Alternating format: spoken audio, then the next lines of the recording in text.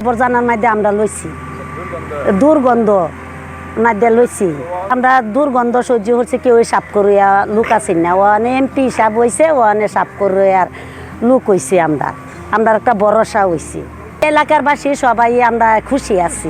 আমরা এই রাস্তাতে ময়লার গন্ধর জন্য চলাফেরা করতে পারি না, আমরা খুব কষ্ট করে চলাফেরা করি, নাকে মুখে কাপড় দিয়া তারপরে যাওয়া আসা লাগে। আজকে পরিষ্কার করে দেওয়ার পর আমরা অনেক খুশি।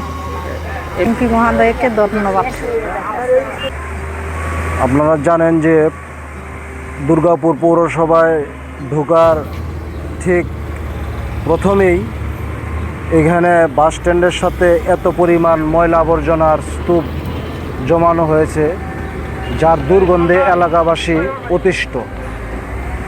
সুতরাং এই দুর্ভোগ থেকে আমরা যেন মুক্তি পাই সেই জন্য আমাদের মাননীয় ডেপুটি স্পিকার জনাব ব্যারিস্টার কায়সার কামাল মহোদয় জরুরি ভিত্তিতে বার্তা প্রেরণ করেছে যে এই ময়লা নিরসন করার জন্য সবার আগে এটাই ভাবতে হবে এই শহর আমাদের, এই শহর রক্ষা করার দায়িত্ব আমাদের। সুতরাং আমরা সেই মোতাবেক আশা করছি এইখানে ময়লা সরিয়ে সুন্দর সুব্যবস্থা করা হবে, এলাকাবাসী ভালোভাবে বসবাস করতে পারবে। ধন্যবাদ। আমাদের দুর্গাপুর ও কলমাকান্দার গণমানুষের নেতা, আমাদের মানবিক নেতা, পাহাড় সমতলার বাটি বাংলার প্রিয় মুখ, আমাদের মাননীয় ডেপুটি স্পিকার, আপনারা জানেন তিনি ইতিমধ্যে জনকল্যাণমূলক অনেক কাজ করে যাচ্ছেন। ওনার এই দুর্গাপুর পৌরসভার ভিতরে ঢুকতেই প্রথমে এই ময়লার যে স্তূপটি রয়েছে তা একটি সংবাদ মাধ্যমে উনি দেখতে পান। দেখার সাথে সাথে উনি আমাদেরকে নির্দেশ দেন এই জায়গাটি পরিষ্কার পরিচ্ছন্ন করার জন্য।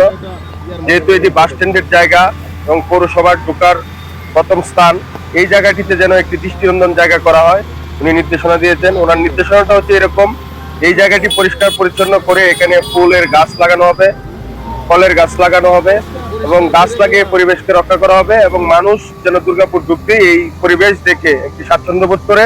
ওনার এই নির্দেশের কারণে আজকে আমরা এখানে এসেছি এবং এটি পরিষ্কার পরিচ্ছন্ন করছি। ধন্যবাদ।